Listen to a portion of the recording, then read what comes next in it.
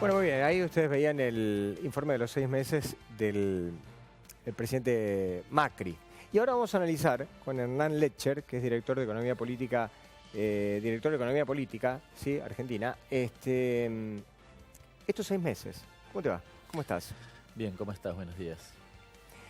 Yo recién decía de que el gobierno, a mi modo de ver, y no soy el único que lo dice, cometió un error de comunicación serio respecto de la cuestión de los 6 meses, diciendo algo que no debía haber dicho, despertando expectativas. Es como cuando vos le prometes algo a un chico y después no se lo podés cumplir. Es absolutamente condenatorio porque además te va a repiquetear todo el tiempo en la cabeza y te va a decir, mira, vos me prometiste, vos me dijiste.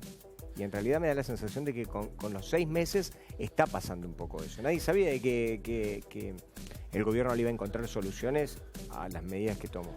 Bueno, el gobierno planteó desde el inicio que en el segundo semestre iba a haber crecimiento, iba a haber lluvia de dólares, en realidad hacía referencia a las inversiones, que iba a bajar la inflación de ese proceso inicial de inflación tan alta. Ninguna de esas cosas ni da la impresión que vayan a producirse.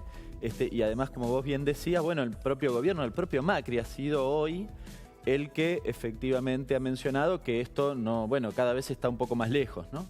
Ahora, yo no creo que haya sido un error estrictamente de comunicación. Cuando vos devaluás, quitás las retenciones, aplicás un tarifazo fenomenal y habilitás los despidos como se habilitó en la Argentina, primero desde el empleo público, luego desde el empleo privado, difícilmente no te encuentres con un segundo semestre como el que nos encontramos hoy los argentinos. Y además, pensando a futuro, si uno observa que efectivamente cayó el salario real, que efectivamente continúan los despidos, que hay apertura de importaciones, no encuentra por dónde puede desactivarse ese mecanismo, con lo cual, aunque Michetti diga, bueno, en realidad la luz está un poco más lejos, pero sigue estando, uno no encuentra efectivamente que la evolución de la economía vaya a tener, digamos, un camino, un sendero distinto al que ha venido teniendo hasta este momento, ¿no? ¿Vos te pusiste a pensar y analizar cuál sería la mejor alternativa que podría tomar este gobierno sin traicionar su principio, porque es un gobierno de derecha?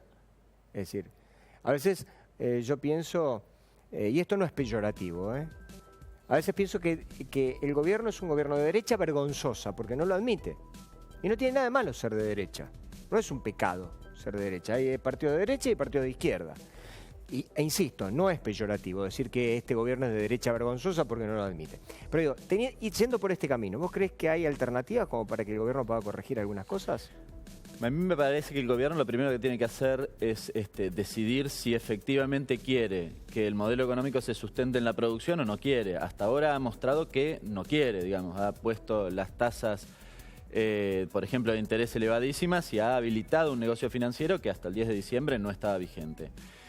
Si pretende apuntalar la producción, y debería revisar la decisión de la apertura importadora, entre otras cosas, debería facilitar, esto yo recién mencionaba la caída del salario real, debería facilitar que el salario de los trabajadores en términos nominales creciera por encima de la inflación. Eso significa trabajar para que la inflación baje, que el gobierno ha mostrado cierta preocupación, diría más discursiva que real, porque por ejemplo ha desandado todos los mecanismos que han dado una verdadera disputa en relación a los precios cuidados no funcionan como funcionaban antes, el Observatorio de Precios tampoco funciona, la Secretaría de Comercio ha sido desmantelada prácticamente, y a la vez en la discusión de lo que tiene que ver con el salario juega a favor del sector empresario. Claramente, ¿por qué digo esto?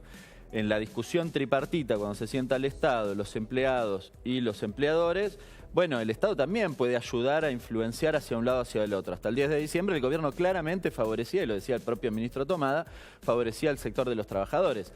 Este gobierno hace la inversa, se reúne con los empresarios, porque además tiene una concepción, como vos bien decías, de derecha, de que la economía la reactivan favoreciendo o mejorando la tasa de ganancia de un empresario. Y esto, bueno, ha quedado demostrado que no es así, ha quedado demostrado en estos 6 meses, pero además en el proceso histórico, digamos, en general funciona a la inversa. ¿Te sorprendió que la cantidad de gente que la fue a esperar a Cristina al aeropuerto?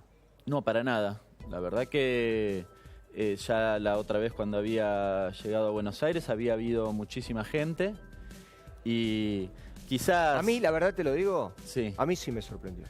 A mí me sorprende que 6 meses después que se haya ido Cristina Kirchner y con todos los problemas judiciales que le son propios, ajenos o cercanos, haya ido 5.000, lo dice el diario La Nación, 5.000 personas a esperarla en el Aeroparque. Sí, más gente que en el banderazo a Messi. Sí, tal vez más. En realidad también el dato, digamos, la lluvia no fue una cosa menor. Al momento de la llegada de Cristina llovía de manera torrencial. Pero cuando yo soy de San Martín, suelo ir hasta distintos barrios porque además soy concejal en el distrito. Y lo que suele ocurrirme es que mucha gente me pregunta cuándo vuelve Cristina.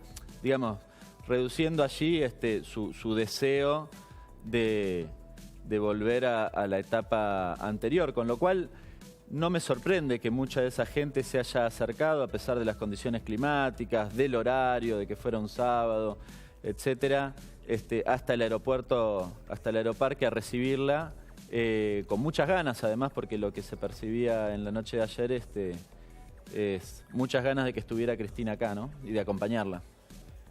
¿Qué hizo bien el gobierno hasta ahora? ¿El gobierno macrista? Sí. No, yo creo que ha tenido algunos atisbos y aciertos, para mi gusto, muy limitados. En estos días se votó, por ejemplo, la ley PYME. Dentro de esa ley hay una cosa que es bastante interesante, que es el diferimiento del pago del IVA, por ejemplo. Ahora, es una cosa totalmente menor cuando uno observa lo que han hecho con las pymes, ¿no? Digamos, la medida está buena. ¿Te referís al tarifazo? Por ejemplo, al tarifazo y, por ejemplo, a la apertura importadora. El tarifazo les aumentó la energía y el gas, se lo multiplicó por 5, y la propuesta alternativa del macrismo es patearle un poco para adelante, 3 meses, el pago del IVA. La verdad que soluciona en términos financieros una cosita muy chiquitita, que es que en general las pymes tenían la dificultad de que también les estiraban los plazos de cobro, entonces les resuelve parte de esa, pero la verdad que no venden más, por ejemplo. Hernán, vos tenés un centro de estudios de economía política. Sí, dirijo el CEPA, se llama. Bien.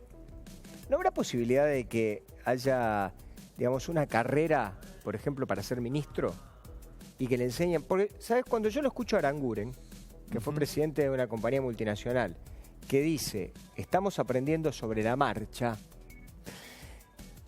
yo pienso esto, ¿no? Vos fíjate, vamos a suponer que a mí el señor Aranguren me diera trabajo en Shell. Entonces yo le tengo que contestar, me siento delante de él y le tengo que decir, mire, la verdad, esto no lo pude hacer bien porque estoy aprendiendo sobre la marcha. ¿Qué crees que haría él? No, probablemente no le caería muy simpático, ¿no? Yo no sé si es necesaria una carrera que te enseñe a ser ministro. Creo que los escenarios son siempre distintos. Lo que sí creo es que cuando uno tiene una tarea ejecutiva como la tiene Aranguren, como la tienen todos los ministros de Macri, el pero vos no Macri, podés tener la vara muy baja, tan baja, diciéndole a la gente, después de haber sido presidente de una compañía multinacional, estoy aprendiendo sobre la marcha. Pero el eje es los intereses que vos defendés. Yo tengo seria sospecha de que Aranguren no defiende los intereses del pueblo argentino, sino que sigue siendo el CEO de Shell, digamos, en términos simbólicos. Sí. Y entonces concibe él la energía como un gran negocio. Ni siquiera hablo de los negocios que pueda llegar a hacer con Shell, que además son muy cuestionables. Digo, su concepción, su mirada es que la energía es un negocio.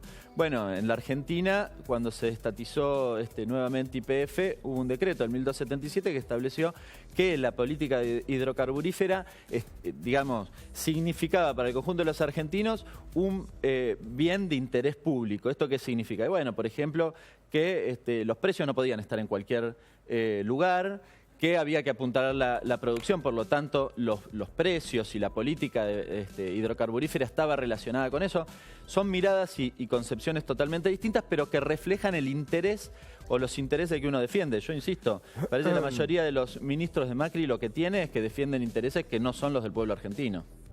Justamente estoy en línea con el productor ejecutivo, estamos pensando exactamente lo mismo. El que habló porque viene muy a cuento lo que dijo Massa respecto fundamentalmente del tema de las tarifas. Vamos a escucharlo y lo analizamos.